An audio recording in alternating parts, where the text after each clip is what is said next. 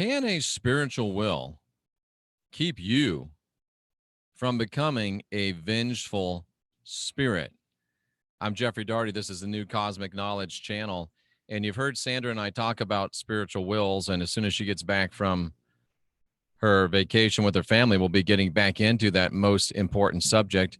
We still do plan to write a book about it. And yeah, we've got some work to do. There's no doubt about it. And the spiritual will concept basically is set up for you to make known your spiritual desires and your spiritual intentions before you get to that place of the point of death. So just like you disperse your worldly goods, you also would make allocation for dispersion of your most important goods, those being your spirit, your soul, whatever you call it, and helping set your intention for what you want to do and where you want to go. And I know some of you have probably said, Jeff, why do you even care about that? That seems silly. Why do we need to worry about what happens to us after we die? Well, if you ask that question, you obviously haven't listened to this channel very much, and you obviously didn't attend our What to Do After You're Dead extravaganza of enlightenment in Clearwater last December. But there's a reason why I bring this up, and there's a reason why we're having this discussion, because there's a thing called a vengeful ghost or a vengeful spirit. And it's pretty ubiquitous within culture. In fact, it's ubiquitous within we are going to, sorry, I had a distracting text message. It was a very nice one. There's a thing called vengeful ghosts or vengeful spirits. They're said to be the spirit of a dead person who returns from the afterlife to seek revenge for cruel, unnatural, or unjust, at least in their eyes, death. It's ubiquitous across cultures: Rome, Greece, Britain, China, India, Pakistan, Japan, Latin America, North America, Southeast Asia. Ubiquitous across cultures. And when things are ubiquitous across cultures, they're everywhere. They really catch my attention because, yeah, that's a biggie. And in certain cultures, they do funeral, burial, cremation ceremonies. They're doing it because they think it's important. And many times these vengeful spirits are unhappy ghosts of individuals who haven't been given a proper funeral. So these people come back as vengeful ghosts or vengeful spirits because they're not happy with how they were treated, and they're not happy with how they were treated in their life, or weren't happy with how they were treated in their death. They're seeking retribution for harm that they endured as a living person. They are upset because they didn't get done what they wanted to get done to them. They're upset because the way they wanted to go, they couldn't go. They're upset because the way they wanted to be, they can't be. And they believe that they are bringing revenge for ill treatment, torture, burial, exhumation, anything that didn't go their way. So I ask you, if something like this idea of spiritual wills, this idea of vengeful spirits, this idea of vengeful ghosts, if it is so ubiquitous across so many cultures, can we really just brush it aside? Doesn't it warrant some consideration? Doesn't it warrant some pondering? I think it may.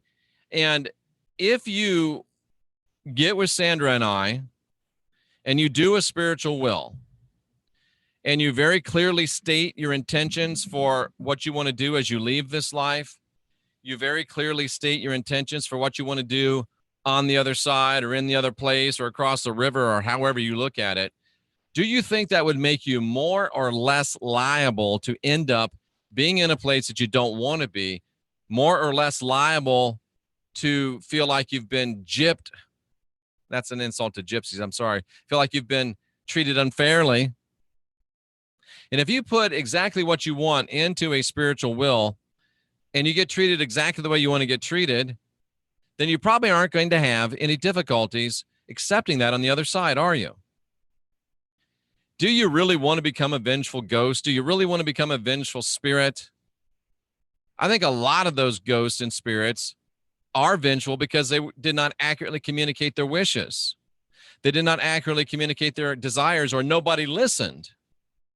But if you take a spiritual will, you make it, you speak it, you write it out loud, you write it, you speak it out loud, you've spoken it into the cosmos.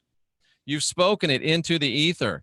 You've written it with your intention, and you have put writing, speaking, reading, people listening. You've put 4 or 5 strands of intention out into the ether, out into the universe, and it's got to give you a much better chance to have your spiritual intentions even remembered by you, because a lot of times people say when you go through death, you forget, but your spiritual intentions can be remembered by you.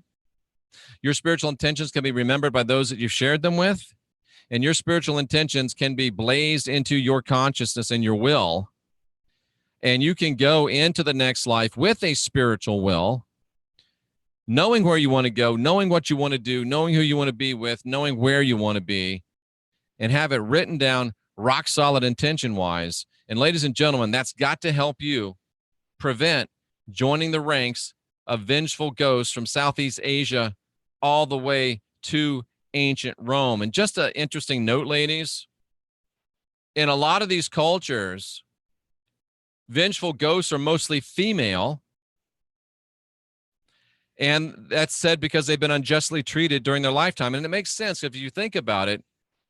Women have always been treated poorly, and especially since the rise of Christianity, and we talked about this before, Pauline attitudes towards women, it doesn't surprise me at all that ladies would be upset and they would be vengeful and wanting to come back and take and exact some retribution or some remuneration for what society put them through. So whether you're a woman, whether you're a man, whether you plan to die tomorrow or like me, live at least another 60 years, I would get with Sandra and I would get a spiritual will, because you don't want to wind up being a vengeful spirit. You don't want to wind up being a vengeful ghost. And the best way I can think of to prevent that is to make sure that your spiritual desires, your spiritual will, your spiritual intention, and your spiritual wishes are known beyond the grave. I'm Jeffrey Daugherty. This is New Cosmic Knowledge. I appreciate you being here. I look forward to Sandra being back. And for Sandra D, I'm Jeffrey Daugherty, reminding you that you are divine, you are sovereign, you are free. And all that's left is for you to unindoctrinate yourself. And that, folks, is an inside job. We'll see you again real soon.